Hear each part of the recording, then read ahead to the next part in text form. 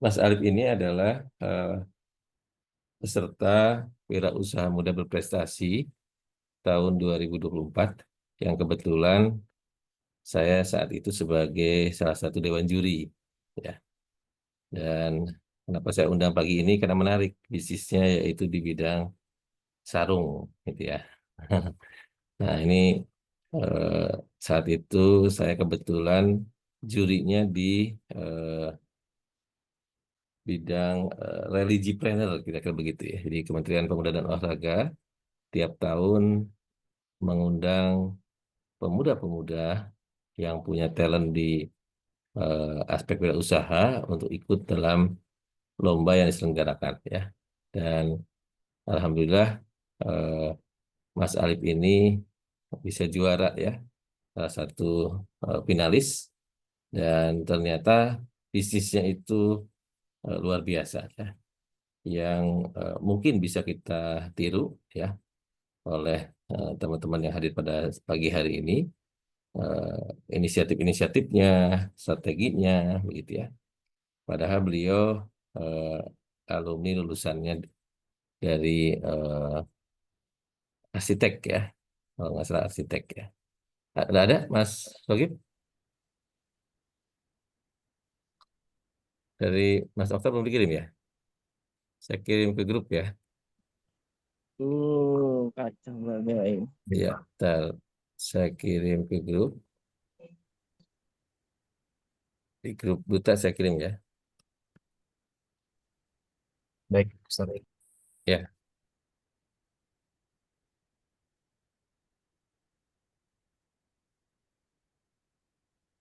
ya. Jadi Mas Alif ini eh, sudah cukup lama ikut program PMB-nya Kemenpora dan tahun 2024 itu ikut lagi gitu ya dalam program serupa dan di Kemenpora itu program wirausaha muda itu ada beberapa kelas ya dari mulai sociopreneur kemudian religi planner gitu ya jadi ada 6 kalau nggak salah ya 6 kelas dan itu eh, kita semua yang para pemuda itu bisa hadir.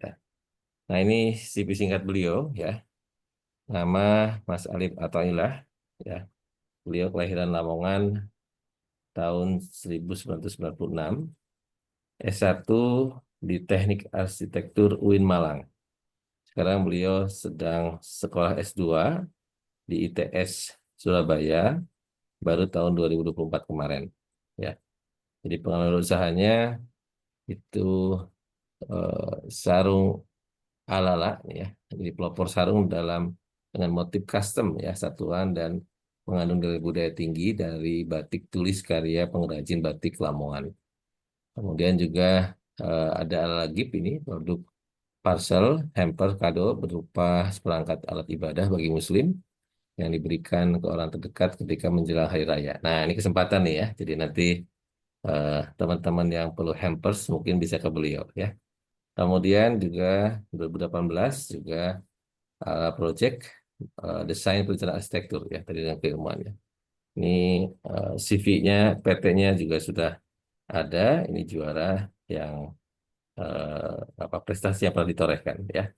Baik, tanpa berpanjang lebar, saya kira saya persilakan kepada Mas Alif untuk menyampaikan pengalamannya. Kami persilakan Mas Alif.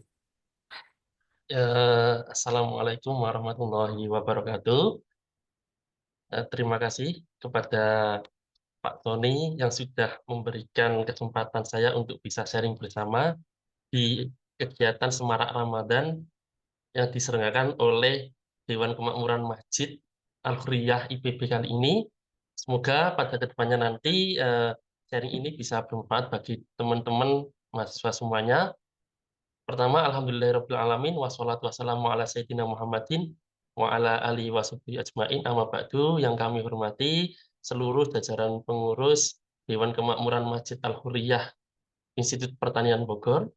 Yang kami hormati Pak Sony Trison selaku Ketua Departemen Manajemen Kehutanan Institut Pertanian Bogor, dan tak lupa kepada sahabat-sahabat semua yang sudah hadir sama di kegiatan Semarak Ramadan di 1446 Hijriah ini. Nah, Tadi sudah dikenalkan oleh Pak Sony, bagaimana tentang latar belakang. Jadi Pak Sony sendiri ini saya kenal secara langsung ketika kegiatan di Kemenpora. Jadi kegiatan Kemenpora itu tiap tahunnya itu selalu mengadakan yang namanya Wirausaha Muda Pemula Berprestasi. Lah, itu sangat potensial bagi teman-teman mahasiswa semuanya di sini karena di situ karena terbatas usia. Jadi usia mulai 18 sampai 30 tahun. Nah, itu kan merupakan eh, langkah yang sangat luar biasa yang bisa teman-teman semua ikuti karena kan ada batas maksimal umur 30 tahun. Nah, itu menjadi peluang teman-teman bagi yang punya usaha bisnis dan lainnya untuk bisa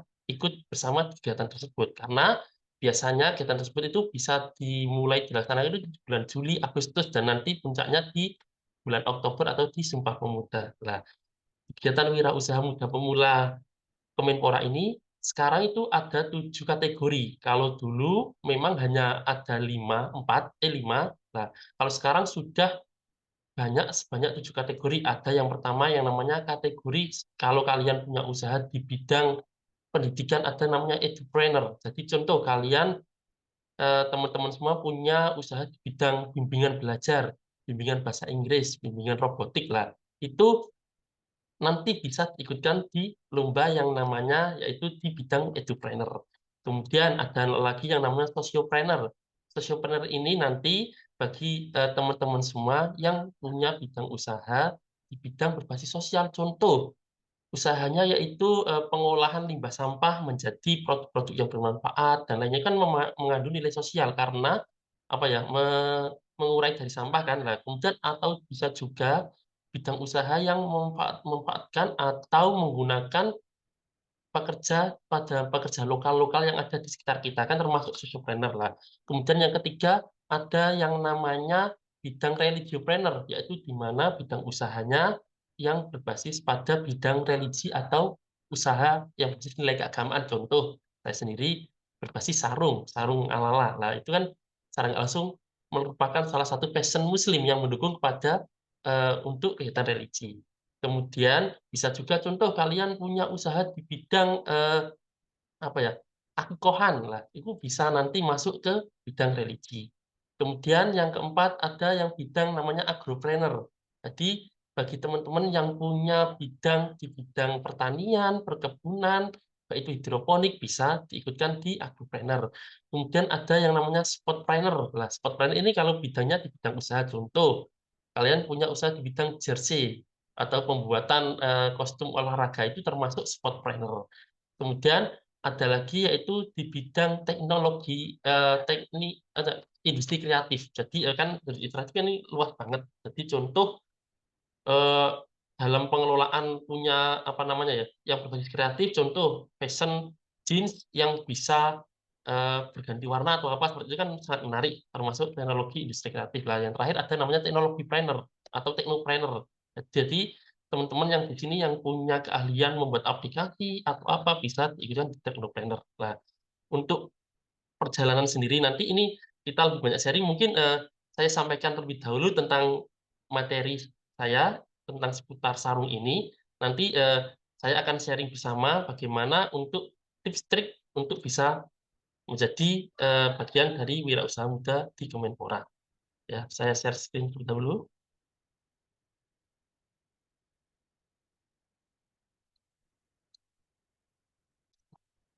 Ya, jadi di Smart kali ini kita terlebih dahulu mungkin saya akan menyampaikan prolog lebih panjang dulu ya. Jadi kalau kita sebagai Muslim di Al-Quran dan Hadis tentu mengajarkan untuk setiap umatnya untuk menutup aurat. Kita tahu sendiri kan menutup aurat itu bagi laki-laki mulai dari pusar sampai di bawah lutut. Kalau perempuan di seluruh bagian area tubuhnya kecuali di wajah dan di telapak tangannya. Nah, dari tersebut tentu dengan aturan dari Al-Quran dan Hadis tersebut membuka peluang yang ada yang namanya fashion Muslim lah.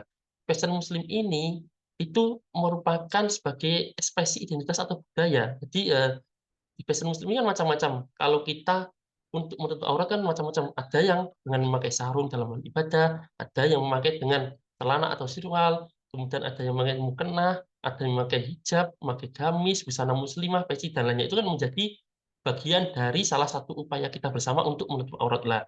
bagaimana kita hubungkan dengan konteks lokal? Kan tidak mungkin kalau kita kan beda-beda. Contoh kalau di Arab kan mungkin konteksnya ketika orang menutup aurat kan laki-laki itu mesti pakai jubah, pakai sorban dan lainnya lah. Tentu kita harus hubungkan dengan konteks lokal, yang dimana konteks lokal ini konteks lokal keindonesiaan tentang kesopanan, kehormatan dan ketaatan dan lainnya.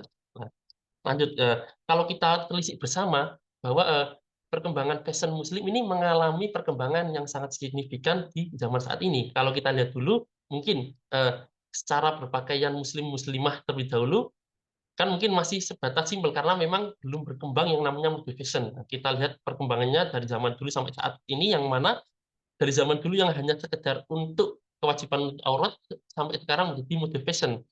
Sampai saat ini tuh seringkali ada acara Muslim Fashion Week dan lain-lainnya, itu menjadi salah satu perkembangan fashion Muslim yang sangat luar biasa. Oke, selanjutnya kenapa fashion Muslim ini bisa berkembang sangat luas di Indonesia, terutama yang pertama karena kita tahu sendiri populasi Muslim di dunia yang dimana 25%-nya sendiri dari populasi Muslim di dunia ini 25% itu memeluk agama Islam. Lah itu menjadi salah satu pemicu faktor pertumbuhan pasar di fashion Muslim. Yang kedua, peningkatan daya beli. Berdasarkan data yang ada itu rata-rata tiap tahun produk fashion Muslim itu perkembangannya sangat besar, yaitu di 18,2%. Kemudian dengan adanya aspek kekinian atau modernitas dan identitas, maka konsumen saat ini tidak hanya berfokus pada fungsionalitas, tapi juga mempertimbangkan aspek fashion sama estetikanya seperti itu. Jadi menjadi peluang besar dengan adanya fashion Muslim ini, karena fashion Muslim ini kita melihat selalu berkembang tiap tahunnya, karena selalu ada mode terbaru lah. Ini menjadi peluang dari teman-teman yang ada di sini semuanya bisa memperkembangkan fashion Muslim ini, entah punya produk peci, jilbab, maupun hanya sekedar sarung tangan, kaos kaki untuk sholat dan lainnya, itu termasuk salah satu produk yang menjanjikan kalau kita nanti bisa mengegrab dari pasar yang ada. Selanjutnya kenapa kita harus karena dengan tema yaitu tentang sarung tadi, salah satu upaya dari menutup aurat itu adalah dengan menggunakan fashion Muslim lah. Kalau kita hubungkan dengan konteks lokal, maka sarung menjadi salah satu pilihan. Karena apa? Sarung ini menjadi salah satu budaya yang ada di Indonesia yang sudah turun-temurun lah. Sebenarnya kalau kita telisik lebih jauh, itu sarung sendiri itu memang asalnya dari Yaman. Kalau di sana itu namanya kutah, ya. Tapi kalau dalam bahasa Arab itu lebih dikenal dengan nama izar. Kalau dalam di Oman dengan nama wizar. Jadi kalau mungkin yang lulusan pesantren kan mungkin ada yang namanya kitab Fathul Izar. Nah, itu tentang bagaimana buka sarung. Nah, seperti itu kan termasuk dari bahasa Arab lah. Kemudian bagaimana diperkenalkan ke Indonesia? Diperkenalkan Indonesia itu pada abad ke-14, ada yang berpendapat bahwa dibawa oleh para pedagang dari Arab maupun dari India. Kemudian dari situ terjadilah asimilasi budaya yang dimana secara langsung mempengaruhi cara berbusana masyarakat lokal, sehingga kita tahu sendiri di Indonesia ini banyak sekali yang busana adatnya itu rata-rata pakai sarung. Contoh, kalau kita lihat suku Bugis, dia mesti bawahnya pakai sarung. Kemudian di NTT dan lainnya mesti pakai sarung atau tenun. Lah itu Jawa juga bawahnya mesti pakai jarik atau sarung. Nah, itu secara langsung menjadi asimilasi budaya yang mana perlu kita telisik lebih jauh dan lebih dalam lah. Tentu kata sarung sendiri ini kalau berdasarkan penelitian yang ada itu memang berasal dari serapan kata yang syar'i, makanya kan pakaian syar'i dan lainnya lah dari bahasa Arab syar'i, tetapi kalau dalam tasrifan dimasdarkan itu menjadi syar'un. Nah, kalau dalam ilmu sorofnya, kalau untuk masdarnya menjadi syar'un lah, tetapi orang Indonesia itu kesulitan mengucapkan serapan n, apalagi orang Jawa, maka menjadi sarung gitu, seperti itu kan. Jadi itu berdasarkan salah satu yang saya kutip. Kemudian kalau dalam leksikologi orang Jawa sendiri, kalau orang Jawa kan sering-sering suka ya, kayak contoh apa ini sarung kepanjangannya tidak apa, sarungnya dikurung. Nah, sarungnya dikurung itu saru itu saru kalau dalam bahasa Jawa itu hal-hal yang buruk, hal-hal yang perlu disembunyikan lah. Sarungnya dikurung berarti kan sesuatu yang buruk harus kita kurung seperti itu. Itu kalau dalam leksikologi Jawa lah. Tetapi dalam makna sendiri, sarung itu memang artinya yaitu menutupi atau menutup. Kemudian tentang bagaimana hubungan sarung dengan spiritualitas ini, yang pertama, bahwa sarung mengandung makna spiritual yang mendalam, bagaimana para pemakainya ini, secara nggak langsung orang yang memakai sarung itu akan, mengingatkan pada pemakainya pada nilai-nilai agama. Jadi, kalau kita secara nggak langsung, karena memang kan mungkin, sarung ini lebih identik di masyarakat muslim pedesaan. Karena, kalau di perkotaan mungkin hanya sebagian dan rata-rata tidak identik, tetapi kalau di desa, kalau orang sudah memakai sarung otomatis dia secara nggak langsung, dia juga harus, secara akhlaknya, kesopanannya, secara nggak langsung juga harus dijaga, seperti itu. Kemudian sarung ini juga simbol kesetaraan, di mana menjadi identitas muslim di Indonesia, terutama di kalangan santri, dan juga, dipakai oleh siapapun ya, tanpa terkecuali, siapapun mau kaya, mau miskin, mau laki-laki, perempuan, mau yang ekonomi tinggi, mau rendah, mau pejabat, mau lainnya itu semuanya bisa memakai sarung tanpa perlu, ada nilai ketingkatan. Jadi ada simbol kesetaraan. Kemudian menjadi identitas Islaman karena banyak digunakan dalam kegiatan ibadah seperti mengaji, kemudian sholat, ibadah, menghadiri majelis ilmu, sholawatan, dan itu menjadi salah satu identitas. Jadi ketika ada orang memakai sarung, secara langsung itu orang, menjadi identitasnya. Nah, tetapi sarung juga dalam hal spiritualitas itu menjadi simbol kesucian sama kesederhanaan, karena, memakai sarung itu melambangkan, sikap hidup yang tidak berlebihan, yaitu seperti kalau dalam Islam itu ada yang namanya zuhud.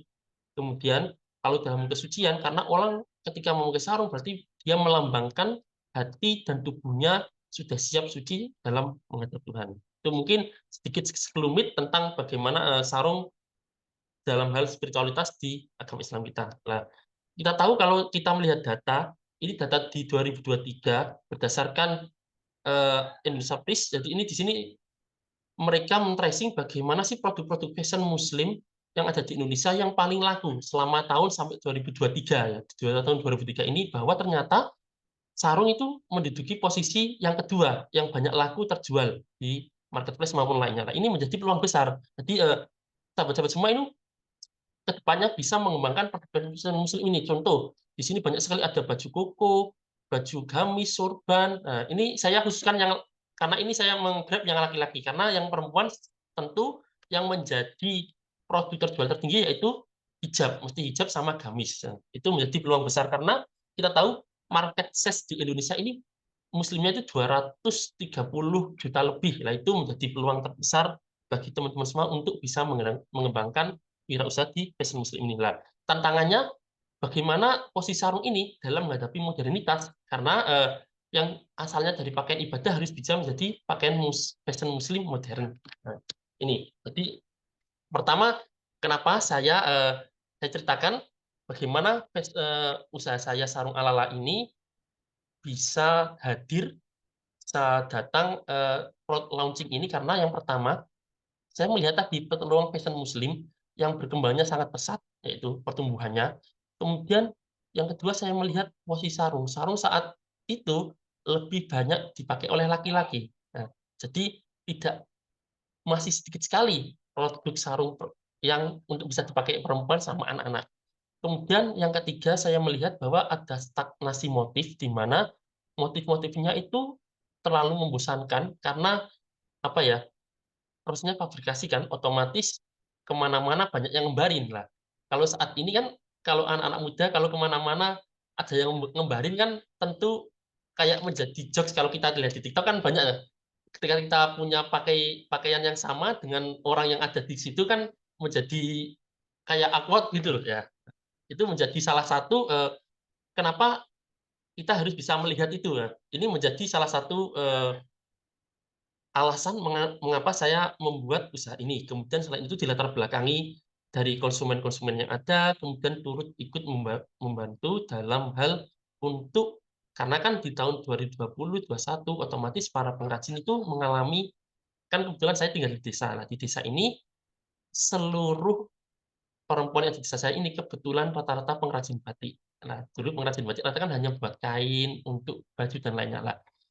Semenjak zaman era pandemi itu mereka tidak mendapatkan kesulitan, tidak mendapatkan orderan karena memang saat itu pasar lagi melemah di tahun 2020, di 2021 lah. Di 2021 ini menjadi peluang saya bagaimana untuk para pengrajin ini bisa kembali untuk bekerja lagi, yaitu dengan memanfaatkan kita hubungkan bagaimana batik ini bisa menjadi salah satu di motif sarung. Nah, ini solusinya. Yaitu solusi saya dengan melihat tadi problem tersebut, saya menangkap peluang bahwa kayaknya perlu deh sarung ini untuk bisa semua gender dan usia. Kemudian bisa custom satuan. Karena kan kalau fabrikasi kan mungkin anak-anak muda banyak yang ngembarin dan kemana-mana pasti bakal sama aja. Nah, kan kadang kita kurang suka kalau nggak eksklusif banget seperti itulah. Kemudian karena melihat tadi kondisi pandemi tersebut, saya ingin jadikan salah satu sarung ini dengan menggunakan motif batik. Kemudian dengan adanya motivasi kekinian lah. Kemudian bagaimana pasarnya? Kalau kita melihat tadi bahwa sarung itu menjadi posisi kedua dalam fashion muslim yang terjual, maka kalau kita lihat secara total marketnya itu sendiri sangat besar sekali. Bisa mencapai 28,6 triliun dalam tahunnya. Tetapi yang mungkin yang realistis, ya, karena kan pesaing sarung kan banyak sekali. Ada Watimor, ada Atlas, ada BHS, ada Mangga, itu kan banyak sekali. Ya. Itu kan tentu market yang bisa kita capai minimal paling nggak di 2M setiap tahunnya. Seperti itulah. Kemudian, karena sarung ini tentu ada segmentasi pasar yang harus kita tuju. Contoh, karena sarung ini identik dengan masyarakat muslim di pedesaan, maka target pasarnya kita arahkan ke masyarakat muslim pedesaan. Kecuali nanti teman-teman semua di sini punya produk sirwal atau celana untuk ibadah atau sholat, itu mungkin nanti bisa menyasar segmentasi pasarnya di masyarakat muslim perkotaan. Nah, jadi memang eh, perlu kita apa ya, dalam melihat segmentasi pasar ini perlu benar-benar kita teliti lebih jauh. Oh, cocoknya ini di mana? Contoh, kayak gamis. Oh, gamis motif ini cocoknya untuk perempuan yang ada di perkotaan. Apakah perempuan yang usia berapa? Lah, itu benar-benar harus kita pasarnya kita seleksi benar-benar mulai dari demografinya, kemudian geografinya, psikografinya, sama behaviornya. Lah, kemudian secara geografi mungkin karena memakai sarung ini kan rata-rata orang yang ada di Jawa, Kalimantan, di Sumatera lah. Tentu kita akan prioritaskan untuk ke arah sana. Jadi untuk motif dan lainnya nanti diarahkan ke arah sana. Jadi apa ya? Kita perlu untuk awal itu perlu untuk survei pasar atau enggak melihat tren. Karena itu menjadi salah satu titik awal untuk mengembangkan produk ke depannya. Karena kalau kita tidak melihat segmentasi pasar, tren pasar, itu ke depannya produk kita akan sulit bagaimana bisa berkembang. Karena kadang kita launching produk tapi pasar tidak membutuhkan, otomatis kan tidak akan terjual lah. Itu makanya di awal sebelum kita launching perlu kita riset bagaimana sih kebutuhan pasar, trennya dan lainnya, itu menjadi salah satu poin penting. Nah, ini produk saya sendiri jadi memang sangat custom sekali. Jadi di sini sarung itu kalian kalau mau motif rumah adat sana itu bisa. Ini contoh salah satu pesanan motif khas Jambi. Jadi di sana ada rumah adat sana, kemudian ada Gapura sana lah. Itu mereka pesan, saya pengen sarung yang motif ini, motif khas. Contoh kalian orang Sunda, nah, mungkin pengen motif yang sifatnya ada angklung atau apa, sangat bisa sekali. Meskipun hanya satu satuan, itu kan menjadi salah satu keunikan dari yang lainnya. Kalau lainnya kan tidak bisa karena fabrikasi kita harus pesan ribuan kan, Pak. Ini menjadi salah satu pasar, kemudian bisa untuk semua usia, semua gender, itu menjadi salah satu poin menjadi pembeda keunikan dari yang ada. Jadi sarung ini bisa untuk dewasa, untuk anak-anak, untuk wanita. Nah, itu menjadi salah satu poinnya. Kemudian selain mengembangkan yang sistemnya custom, juga ada yang ready stock karena memang untuk mengatasi apa ya, kita tahu lihat behavior orang di marketplace, kan orang di marketplace itu orangnya itu selalu pengen cepat lah. Nah, sedangkan proses produksi itu, kalau kita custom satuan kan membutuhkan waktu yang lumayan 1 minggu. Nah, makanya kita juga menyediakan bagaimana untuk bisa yang ready stock, yang motifnya sudah ada, itu kan nanti untuk orang-orang yang di marketplace. Karena kita melihat behavior marketplace, kalau menunggu terlalu lama, orang akan meng-cancel dari yang di order seperti itu. Itu makanya perlu memperluas varian dari mulai yang custom sampai yang ready stock itu. Nah, cara penjualan memang macam-macam. Ada yang B2C, B2B. Nah, B2C bisa melalui dengan di media sosial, kemudian di marketplace, kemudian di WhatsApp. Nah, terutama karena ini pasarnya pasar-pasar masyarakat pedesaan rata-rata justru lebih lebih banyak melalui WhatsApp karena lebih lebih eksklusif karena kan butuh butuh konsultasi tentang motif dan lainnya kan perlu perlu diskusi lebih panjang kan. Kalau beli di marketplace langsung kan mungkin yang di stok yang custom kan agak kesulitan kalau kita diskusi di marketplace seperti itulah. Kalau B2B ini bisa kerjasama dengan kan kalau kita sering ke kawasan wisata religi, apalagi Pulau Jawa kan banyak ada makam Wali Songo, kemudian ada kawasan wisata religi-religi kayak masjid-masjid yang menjadi wisata religi, itu kan menjadi salah satu peluang kita untuk bekerjasama dengan para pelapak pedagang yang ada di situ untuk menitipkan produk itu. Nah, itu menjadi salah satu cara pemasarannya. Kemudian selain itu juga bisa menjadi edukasi karena kan ini sifatnya batik batik tulis kan. Nah, itu bisa membuat peluang anak-anak sekolah, TK, mulai SD untuk belajar untuk membatik itu menjadi salah satu tambahan. Kemudian juga dengan menjual bahan baku mentah seperti kain karena kan lingkungannya sudah terkoneksi dengan para pengrajin, otomatis kita bisa menyuplai untuk barang-barang mentahnya seperti malamnya kayaknya seperti itu. Nah, ini yang saya bilang harus punya posisi. Jadi karena persaingan sarung ini sangat luar biasa di Indonesia, sangat banyak produknya, ada atlas, ada itu ya. Kita harus mengambil posisi di mana sih posisi yang bisa menjadi pembeda. Makanya saya lebih mengambil ke handmade satuan sama yang bisa digunakan untuk semua gender dan usia. Bener, kalau di Indonesia mungkin yang terkenal sarung BHS. Kalau sarung BHS itu mungkin sampai ada puluhan juta ada. Tetapi memang kita nggak bisa custom satuan karena mau nggak mau kita harus menerima motif dari sana. Kenapa sih harganya bisa sampai semahal itu? Karena memang dikerjakan secara manual untuk BHS, kemudian juga motif yang dikeluarkan itu hanya limited edition, makanya harganya bisa sampai semahal itu lah. Makanya di produk sarung ini saya lebih banyak mengambil tengah-tengah, jadi tidak yang up, tapi yang di middle middle up lah, tengah-tengah seperti itu. Nah, kalau melihat pangsa pasar itu bisa dilihat bahwa polanya orang akan membeli sarung yaitu ketika menjelang Idul Fitri, Lebaran, Ramadan, Lebaran sama Idul Fitri lah. Kemudian juga ketika bulan Agustus karena rata-rata kan kalau di kan banyak orang karnaval, otomatis kan perlu memakai pakaian adat dan lainnya kan perlu bawahnya sarung. Kemudian keberadaan Hari Santri itu 22 Oktober tentu juga menjadi salah satu pemicu peningkatan penjualan.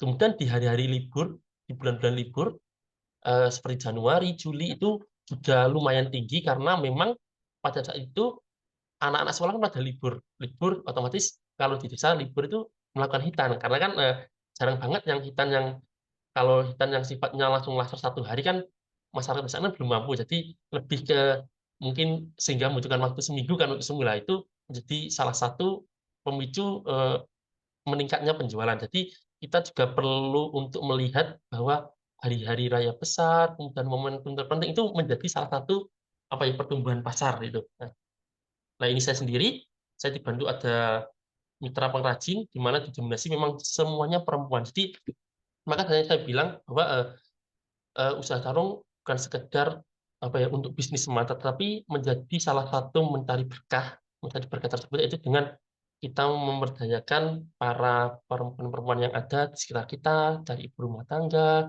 kemudian dari janda, jamaah-jamaah musola, kemudian bahkan ada yang difabel tunawicara itu menjadi salah satu kalau saya lihat kalau saya bilang bisnis bukan hanya sekedar uang, tetapi bagaimana bisnis ini bisa bermanfaat bagi sekitar, bisa memberikan lapangan pekerjaan, bisa memberdayakan, kemudian bisa memberikan manfaat bagi sekitar meskipun masih belum besar, tapi paling tidak orang-orang di sekitar kita itu bisa merasakan apa yang kita kembangkan seperti itu. Nah, impact-nya dengan keberadaan sarung ala-ala ini, maka varian sarung untuk semua gender dan usia itu tercapai. Kemudian orang lebih nyaman beribadah karena sarung yang saya katakan ini lebih ke arah tengah untuk yang sifatnya custom. Jadi dengan kain tertentu seperti itu. Kemudian pengrajin-pengrajin tadi, orang di sekitar kita, secara langsung apa ya menjadi tumbuh produktif. Jadi orang-orang lagi setelah mengalami masa corona bangkit lagi dengan tumbuh, kemudian bisa menghasilkan motivator baru karena kan banyak requestan untuk motivator baru sehingga itu menjadi peluang mereka untuk terus bertumbuh untuk bersama batik itu. Kemudian perekonomian juga menjadi tumbuh. Kemudian dengan sarung ini kita menjadi salah satu untuk menjaga tradisi yaitu dengan tetap berbusana, dengan tetap berbudaya itu menjadi salah satu pilihan dengan memakai sarung ini. Kemudian lebih dari itu, kalau tadi saya bilang bisnis, bukan hanya sekedar bisnis, tapi kita perlu ada nilai ibadah, nilai religi, kemudian nilai sosial, nilai kebermanfaatan itu kita harus gunakan karena kita kalau ekonomi ala Nabi ya, kalau kita dagang ala Nabi, tentu ada hal-hal yang perlu kita lakukan. Contoh yaitu dengan mengalokasikan dari keuntungan kita 2,5% kita gunakan untuk zakat atau untuk apalah lainnya. Kalau di sini lebih digunakan untuk bagaimana untuk bisa mengembangkan memberi beasiswa kepada anak-anak di mitra. Jadi 2,5% dari keuntungan kita gunakan untuk memberikan beasiswa kepada anak-anak mitra. Kemudian selain itu kita bisa berbagi, mungkin contoh kita targetkan, ketika terjual 100 biji atau berapa ratus biji, itu ada satu yang kita bagikan untuk orang-orang tertentu orang-orang yang sudah bermanfaat di sekitar kita. Karena kan kalau kita lihat orang di sekitar kita kayak marbot, kemudian takmir itu kan guru ngaji, TP kan jarang sekali orang mereka yang memperhatikan. Itu pun mendapatkan bisaroh atau SP kan juga masih minim sekali lah. Itu menjadi salah satu kita bagaimana kita bisa memberikan produk kita untuk mereka. Contoh pada kedepannya nanti contoh ada di sini sahabat-sahabat semua punya produk mukena secara langsung mungkin nanti dalam bisnisnya ke depannya ketika mungkin saya tiap laku 200 buah mungkin nanti ada satu yang akan saya taruh musola tertentu atau saya bagikan ke perempuan yang memang belum punya mukena seperti itu menjadi nilai dampak bisnis kita. Kemudian selain itu juga perlu kita update keterampilan ya. Jadi update terus pengrajin-pengrajin kita, kemudian diri kita karena perkembangannya ini sangat pesat. Saat ini pun perkembangan pesaing sarung batik ini sangat luar biasa ya, sangat luar biasa sekali sehingga kalau skill dan kemampuan tidak di-upgrade tentu akan menjadi kalah dengan kompetitor yang ada. Nah, itu makanya perlu untuk bersama-sama bersama dengan pengrajin untuk mengupdate keterampilan apalagi dengan sertifikasi itu. Kemudian juga sangat terbuka. Selain kami punya program itu, kami juga sangat terbuka untuk mahasiswa, kemudian dari anak-anak sekolah untuk bisa bergabung bersama, untuk belajar melihat sarung, melihat proses pembuatan secara langsung itu menjadi edukasi bersama untuk bisa merawat tradisi di sarung ini. Kemudian ini cerita sedikit tentang saya, bagaimana di 2021 tersebut produk ini launching, kemudian saya baru aktif ikut kegiatan-kegiatan perlombaan, baru berani ikut kegiatan pitching dan lainnya termasuk kegiatan wirausaha muda pemula Kemenpora itu di tahun 2023. Jadi mulai awal tahun 2003 itu baru saya memberanikan diri untuk ikut-ikut kompetisi bisnis ini. Jadi kalau teman-teman di sini, teman-teman mahasiswa itu sebenarnya kalau mau melihat banyak informasi itu banyak sekali lomba-lomba bisnis plan. Jadi manfaatkan sekali mumpung masih ada status mahasiswa karena saya sendiri sangat menyesal baru bisa ikut terjun kegiatan lomba-lomba wirausaha itu baru di umur 2003 berarti di umur 26, 27 kan sudah expired banget, sudah tidak mahasiswa padahal lomba untuk mahasiswa itu sangat banyak sekali. Nah, itu menjadi peluang teman-teman semua bagi yang punya rintisan usaha, yang punya bidang usaha itu ayo mumpung masih mahasiswa, status mahasiswa itu privilege banget ya, jadi manfaatkan privilege itu agar tidak menyesal seperti saya. Jadi saya mungkin saat ini menyesal banget ya karena baru bisa terjun di umur 27 di 28 untuk ikut lomba seperti ini. Ya, alhamdulillahnya di tahun 2003 kemarin ikut di Kemenpora tapi masih belum beruntung juga. Saat itu juga bertemu dengan Pak Sony, kemudian di 2024 juga alhamdulillah diberi kesempatan untuk bisa juara kedua dan akhirnya ketemu Pak Sony lagi ya. Sampai saat ini terima kasih Pak Sony ya sudah memfasilitasi saya untuk bisa sharing bersama di sini. Kemudian di 2023, 2025 ini saya aktif banget ikut-ikut lomba. Jadi selama usia saya masih mencukupi, karena kan rata-rata kalau lomba bisnis plan untuk muda ini rata terbatas di usia 30 tahun lah. Saat ini usia saya masih 29, jadi masih bisa untuk terus ikut lomba. Jadi saya sarankan ke teman-teman juga, ayolah sama-sama ikut karena lumayan untuk bisa menjadi modal bersama untuk mengembangkan usaha kalian. Nah, dan itu banyak yang saya ikuti mulai dari kegiatan Kementerian Keuangan, termasuk ada dari Si Cepat, dari manapun itu saya ikuti semua karena apa ya? Kita kan apa ya? Beda antara pewaris sama perintis kan, itu kan kalau kata anak sekarang lah. Kalau kita perintis kan kita perlu modal yang besar lah. Tentu untuk modal yang besar tersebut, bagaimana cara mendapatkan modal tersebut? Yaitu dengan melalui ikut lomba. Karena kalau kita ikut lomba-lomba tersebut secara nggak langsung, ketika kita menang, maka akan kita bisa gunakan untuk apa ya perputaran usaha kita. Itu menjadi salah satu peluang yang bisa kita gunakan. Nah, mungkin nanti bagi yang teman-teman atau yang mau tanya-tanya tentang seputar bagaimana sih untuk tips trik untuk mengikuti perlombaan agar bisa jadi juara, mulai membuat pitching-nya, kemudian dan lainnya, nanti bisa kita sharingkan bersama. Karena mumpung di bulan Ramadan ini, mari kita berlomba-lomba dalam kebaikan agar apa ya? Karena kan kalau dalam Islam sendiri kita harus dituntut untuk saling berlomba dalam kebaikan seperti itu. Nah, mungkin terakhir dari saya, berbusana berbudaya, mari kita bersarung bersama. Terima kasih. Saya akhiri. Assalamualaikum warahmatullahi wabarakatuh. Waalaikumsalam warahmatullahi wabarakatuh. Baik, terima kasih Mas Alif. Luar biasa nih apa presentasinya dari mulai data-data ya, tidak hanya langsung bisnis ya. Jadi teman-teman semua, saya sengaja pagi ini menghadirkan wirausaha muda supaya kita sebagai Muslim punya kekuatan ekonomi ya untuk menguasai dunia.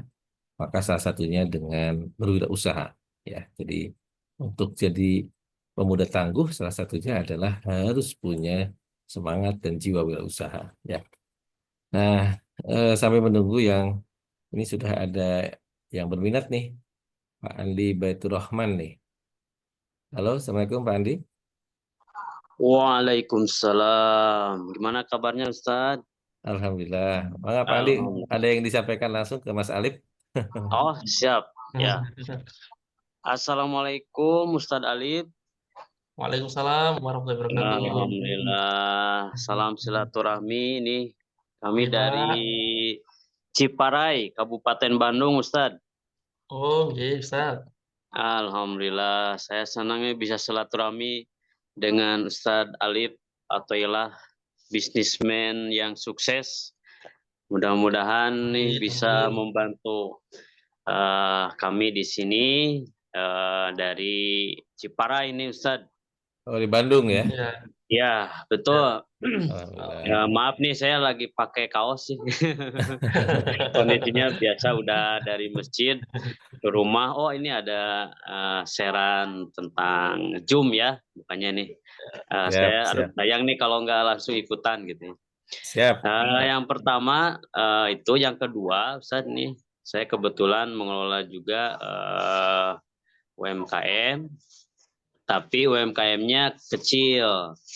UMKM-nya kecil, jadi hanya sebatas buat gorengan gitu ya. Terus juga kayak apa, kerajinan juga masih kecil lah. Jadi kalau masalah dengan apa tadi sarung itu belum ke sana. Tapi ya ingin mengembangkan lebih jauh ke arah situ ya, karena memang potensi yang lebih besar di sarung ataupun di peci dan lain sebagainya. Mungkin nanti insya Allah kami agendakan untuk bisa silaturahmi ke Boleh, Ustaz. tempat Boleh. produksi Ustadz nih, tempat produksi yang Ustadz kelola gitu ya. Di Bogor Ustadz Boleh, ya? Ustaz. Silakan. Boleh, Di Bogor? silakan. Oke, siap. Nanti Ya, surat permohonannya menyusul Ustadz ya. Menyusul. boleh, Itu silakan. yang selanjutnya nih saya mau untuk pertama mah jadi reseller aja lah. Jadi apa? Boleh. Kami coba ikut memasarkan ya di medsos Ya, kami ataupun mungkin di grup WA kami gitu ya. Sehingga ya mudah-mudahan aja ada yang ini, ada yang berminat dan itu jadi pemasukan lah buat kami-kami di sini gitu.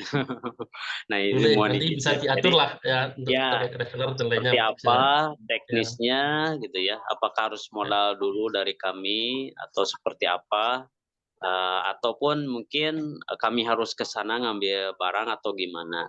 Itu mungkin, pertanyaannya sekaligus silaturahminya. Itu saja Ustadz, terima kasih. Ya. Assalamualaikum warahmatullahi wabarakatuh. Waalaikumsalam Waalaikumsalam warahmatullahi wabarakatuh. warahmatullahi wabarakatuh. Baik, Kang Andi, terima kasih atas responnya ya. Nomor Kang Alip sudah saya posting di chat ya. Silahkan nanti tindak lanjut. Ini mudah-mudahan orderan menjelang Lebaran nih, Kang Mas Alip ya. Ya, Ya, baik. Di chat ada yang bertanya lagi dari Mbak Safika nih ya. Mbak Safika Putri. Assalamualaikum warahmatullahi wabarakatuh. Permisi Bapak, saya ingin menyampaikan, Pak Alip, sejauh mana pelanggan dapat mempersonalisasi batik sarung mereka, misalkan dalam hal warna, motif, dan bahan. Apa ada teknik khusus atau motif tertentu yang lebih diminati dalam batik sarung custom, katanya begitu. Enggak, Kang Alip? baik, terima kasih dari Mbak siapa tadi Mbak Safika Putri. Jadi bagaimana sih sejauh ini pelanggan mempersonalisasi batiknya? Jadi kalau kita lihat latar belakang, jadi kalau motif rata-rata itu kalau yang sifatnya personal untuk pribadi itu rata-rata kalau orang yang paham agama banget itu jangan sampai ada yang motif hewan atau motif makhluk hidup seperti itu. Jadi bisa mungkin menghindari motif-motif seperti ada yang motif Garuda, motif burung. Jadi rata-rata kami ada yang apa ya? Kami sebenarnya terbuka sekali untuk membuat motif apapun sangat terbuka. Tapi kami melihat ada salah satu apa ya?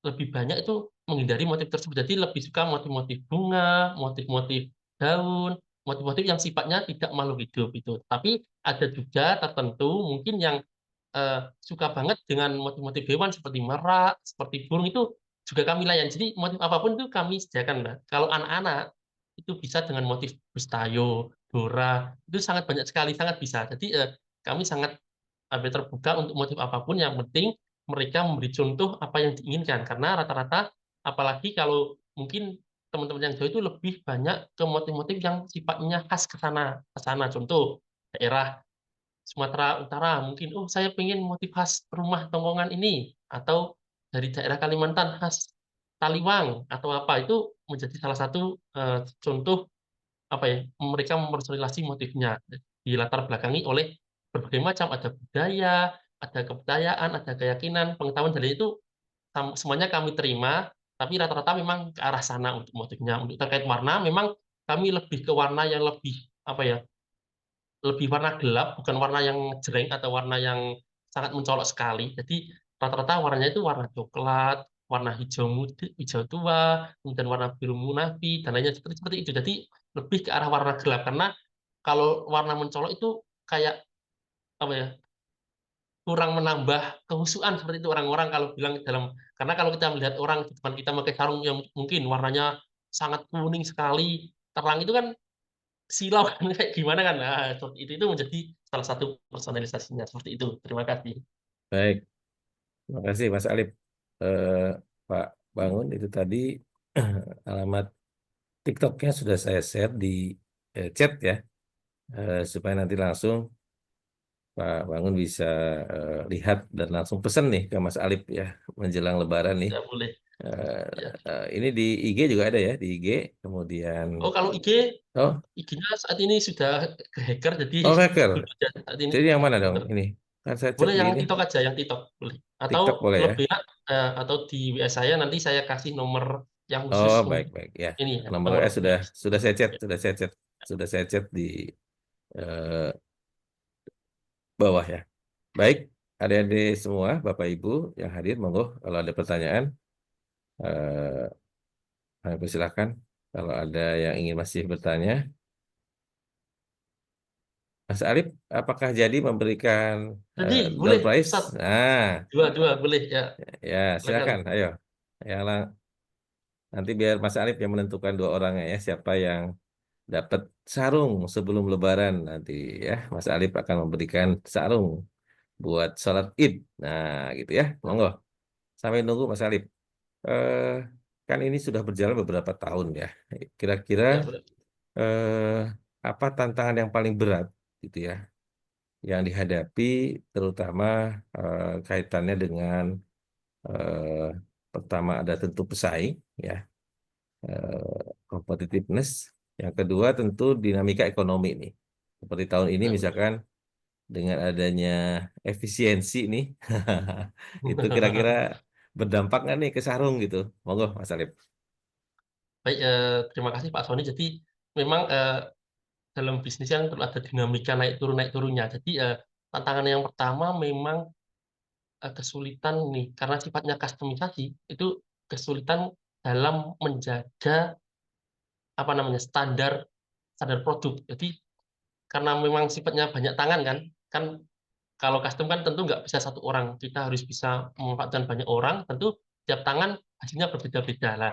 Itu menjadi tantangan bersama, tentu itu bisa diatasi yaitu dengan mengupgrade tadi makanya mengupgrade pelatihan atau mengupgrade pengetahuan agar bisa standar bersama lah. Itu menjadi tantangan bersama ketika awal-awal, tapi kalau sudah ada SOP yang jelas, kemudian ada standar yang jelas itu bisa teratasi. Kemudian yang kedua terkait ekonomi ya.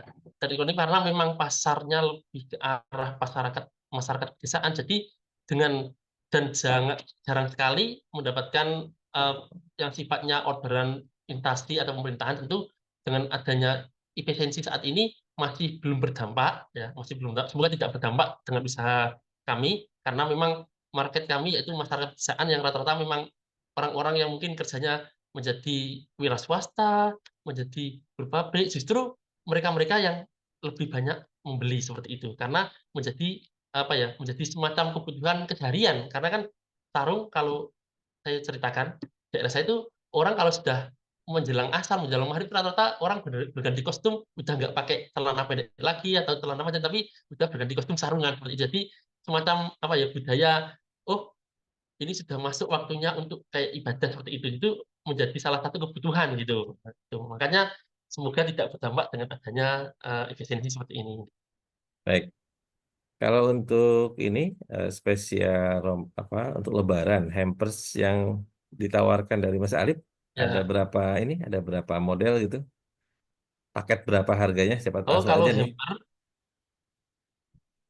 ya kalau hampers kami memang lebih ke arah produk barang ya, bukan lebih ke hamper yang sifatnya makanan atau biskuit itu bukan, tapi dalam satu paket contoh, satu paket yang harganya 100.000 itu nanti dapat ada hamper sarung, kemudian ada sajadahnya, ada tasbihnya, jadi lebih ke alat-alat ibadah seperti itu di hampernya. Baik, baik. Mungkin kalau minat nanti mungkin bisa melalui chat personal, nggak masalah, nanti bisa sangat fleksibel sekali, tapi untuk hamper ini lebih diarahkan ke sifatnya alat ibadah, seperti sarung, sajadah, mukena, jilbab, ada tasbih digital, tasbih manual, ada siwak, dan itu nanti bisa dipersonalisasi. Jadi, karena memang saya khususkan untuk apa ya sifatnya yang jangka panjang, karena kalau yang hamper sifatnya untuk seperti makanan itu cepat habis dan kurang terkenang seperti itu. Baik, baik. Ini dari Mbak Nurul nih.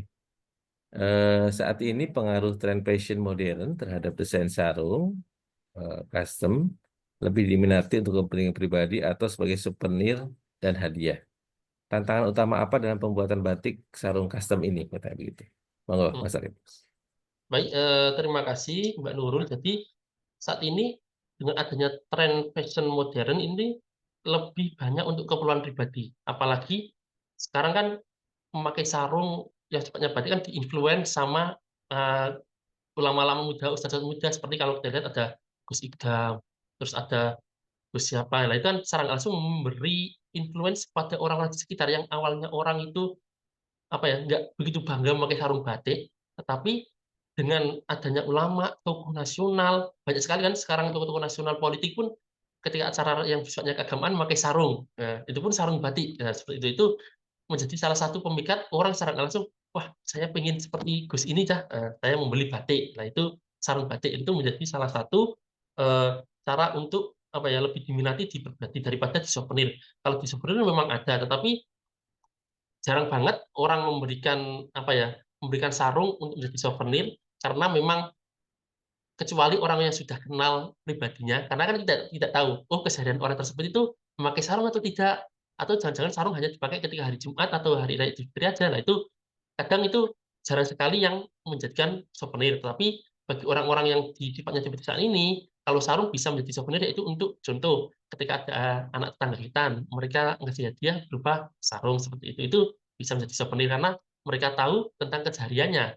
Dan kalau dipakai keseharian dan memang suka memakai, maka tentu bisa menjadi peluang. Kemudian bagaimana tantangan yang sifatnya custom? Nah, tantangan yang terberat itu karena sistemnya custom dan porsinya panjang, karena ini kan batik tulis. Nah, itu porsinya panjang sekali, mulai dari membuat pola yang diinginkan, terus habis itu membuat pola kan, dan polanya itu disalin ke atas kain kan. Nah, dari atas kain itu nanti masuk proses pencantingan, dan pencantingan di pewarnaan lah. Itu membutuhkan waktu kurang lebih hampir 4 hari 5 hari apabila cuaca mendukung lah. Itu menjadi kesulitan bersama, makanya kami juga menyediakan yang ready stock, yang motifnya sudah ada. Jadi ketika kita jual di marketplace, orang nggak menunggu lama, ya udah kalau mau motif ini, tapi kami motifnya unlimited, limited edition. Jadi bukan yang langsung jumlah banyak, tapi limited seperti itu.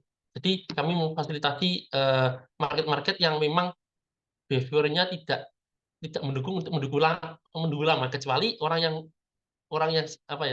yang mau contoh, oh nggak apa-apa nanti baru selesai 1 minggu 10 hari nggak masalah. Itu kami juga sangat terbilang custom seperti itu. Jadi memang permasalahannya di situ. Jadi kami belum bisa custom yang sifatnya cepat karena memang masih manual semua ya.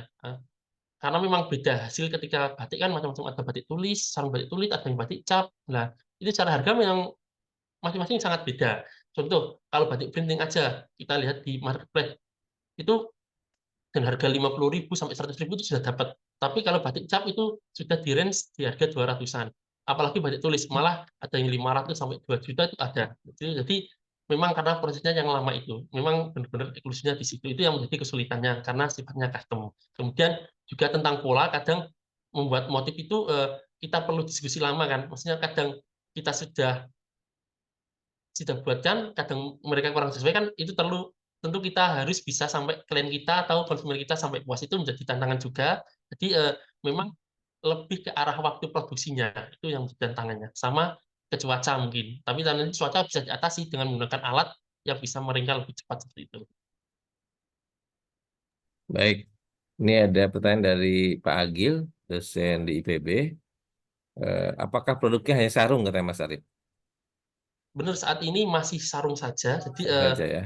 ya masih sarung saja, tapi tidak apa ya, kemungkinan besar mungkin juga akan membuka produk lain, karena kalau kita lihat market yang ada seperti pabrik-pabrik besar seperti Atlas, Wadimor pun saat ini bukan hanya produk sarung, dia buka baju koko, ada kopiah, ada lainnya lah. Semoga kedepannya dengan perkembangannya ini nanti bisa dengan produk fashion muslim lainnya bisa meluas, contoh mungkin sarung yang sudah jadi, sarung celana, bisa juga dengan atasan pakai baju setelan dengan sarung seperti itu, mungkin bisa jadi kedepannya akan mudah banget seperti itu. Baik. Ini juga ada yang tanya dari Pak Daud deh. Ini target pasarnya siapa, katanya sarung ini? Target Baik, pasarnya.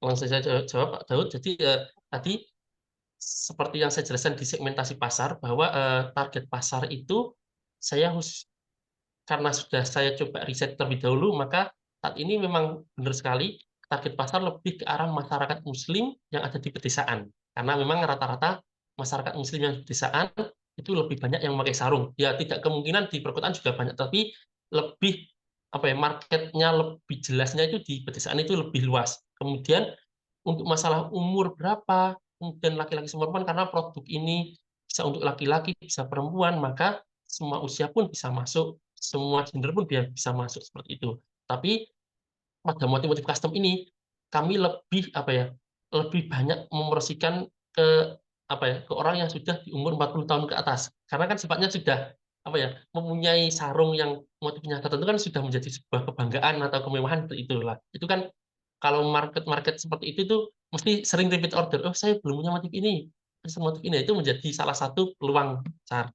Kemudian terkait bahannya atau lainnya, semuanya pakai lokal, karena memang kan kalau kayak kain-kain itu semua dari lokal. Kemudian untuk alatnya canting, kemudian ada malam, ada batiknya, itu semua lokal semua, belum import.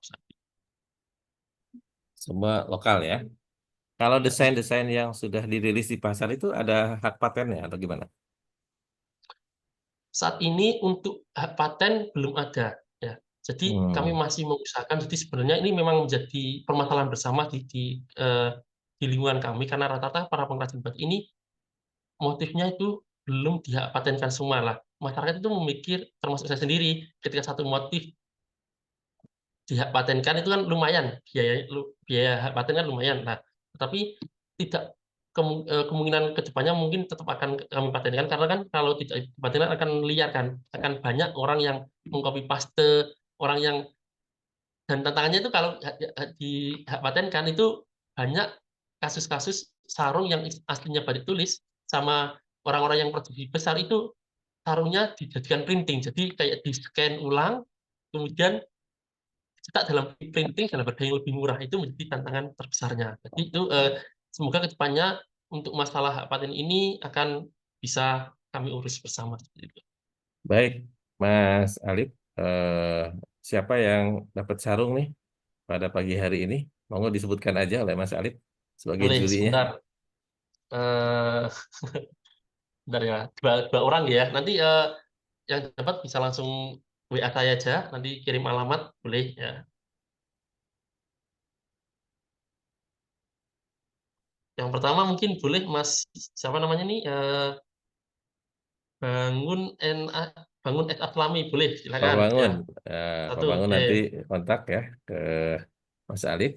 Yang kedua, yang kedua,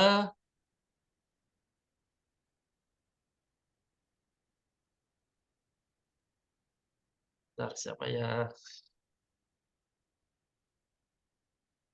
Boleh Mbak Safika Putri ya. ya Mas Afika. Ya, wah ini Ya. nanti Lebaran sarung baru dari Mas Alif ya. Boleh Baik, nanti silakan kedua langsung orang di WA saja ya. yang Nanti beruntung kirimkan alamat. ya, Ya. supaya bisa dipakai Lebaran, monggo nanti kontak Mas Alif. Nomor WA ada saya sudah saya simpan di chat ya. Baik, karena waktu Mas Alif, pesan apa nih untuk teman-teman mahasiswa terutama, tapi di sini juga hadir Bapak Ibu dosen dan yang lain. Apa kira-kira eh, untuk tadi menjadi wirausaha Muslim ya yang tangguh itu apa pesan untuk Mas Alif, untuk teman-teman ini dari Mas Alif? Silakan monggo.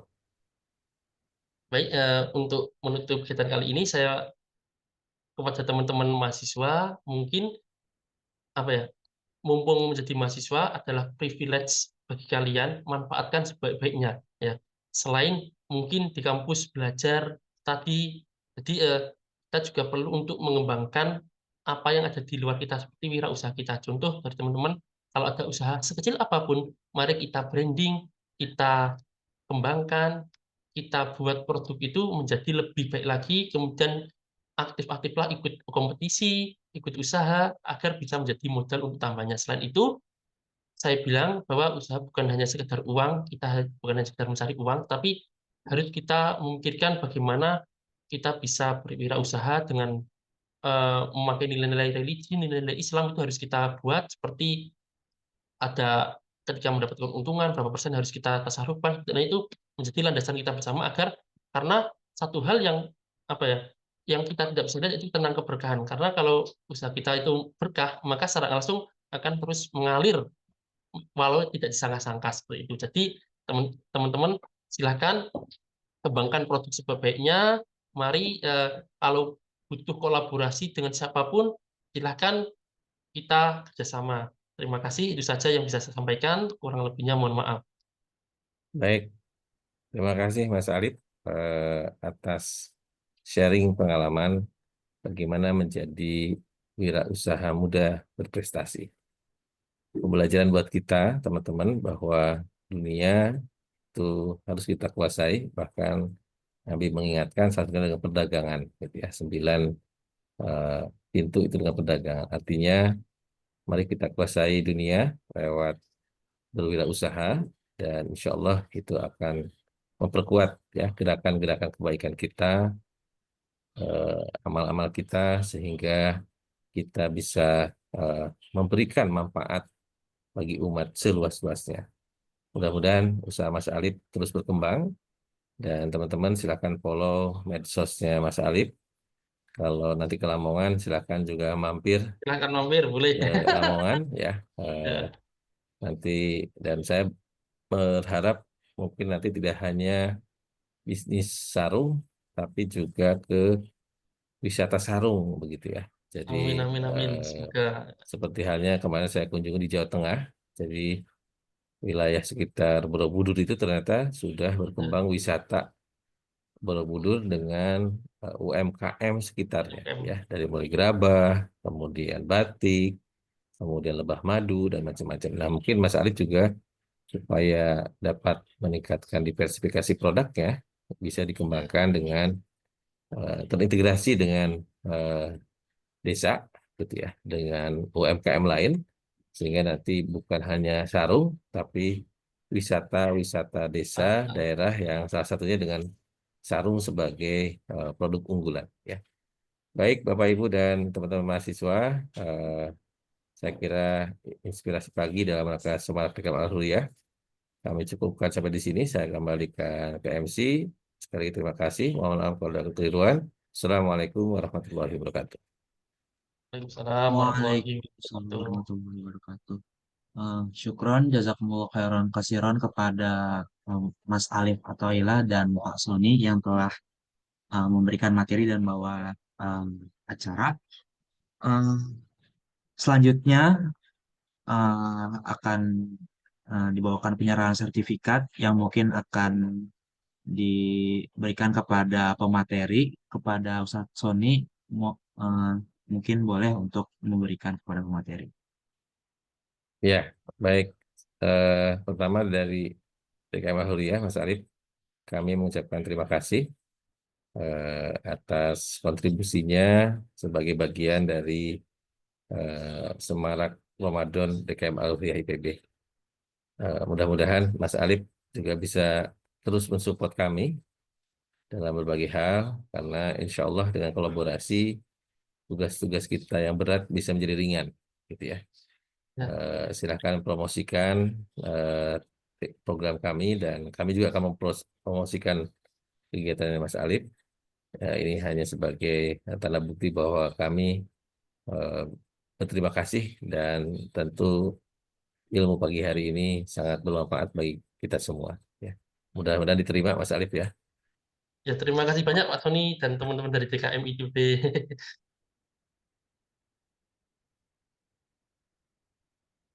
Saya kembali lagi ke MC.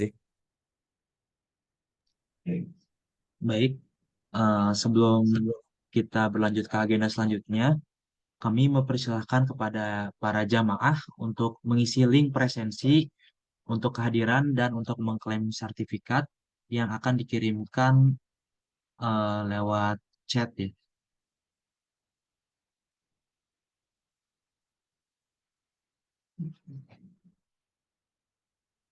Ya, mungkin boleh diisi terlebih dahulu untuk mengklaim sertifikat.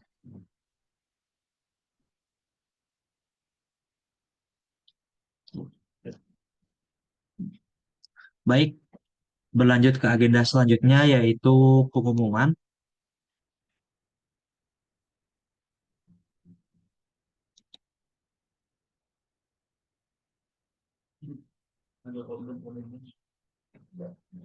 Ya, Alhamdulillahirabbil alamin. Masjid Al-Huriyah IPB mempunyai program yang telah berjalan selama bulan Ramadan, yaitu program makan berbuka gratis dan makan sahur gratis yang telah tersalur sebanyak 11.900 dari makan berbuka gratis dan 4.050 dari makan sahur gratis.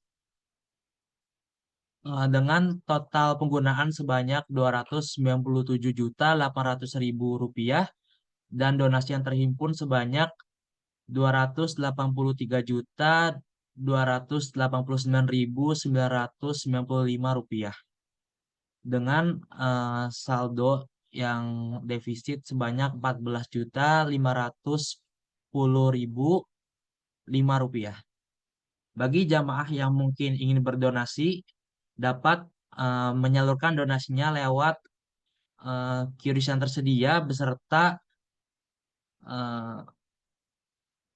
beserta bank yang tertera yaitu BSI dan BNI. Pengumuman selanjutnya, insya Allah pada esok hari akan diadakan kajian inspirasi Ramadan kembali dengan tema inovasi produk turunan kelapa sawit yang akan dibawakan oleh Dr. Siti Nikmatin MSI. Beliau merupakan dosen Fakultas Matematika dan Ilmu Pengetahuan Alam IPB University ya. Mungkin bagi teman-teman atau jamaah sekalian yang tertarik gitu dengan komoditas yang mempunyai nilai jual tinggi ya, karena ya nilai jual tinggi sangat gede sekali dari kelapa sawit, bisa mengikuti kajian esok hari itu yang akan dilaksanakan pada pukul 5:45 sampai 7:15 waktu Indonesia bagian Barat. Baik, selanjutnya. Oke. Eh, karena tidak ada lagi yang sudah ingin disampaikan, eh, kita berlanjut ke agenda selanjutnya yaitu penutup.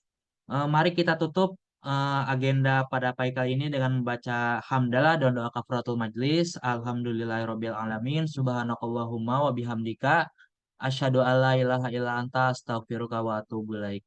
Kurang lebih mohon maaf. Saya pamit undur diri. Wassalamualaikum warahmatullahi wabarakatuh.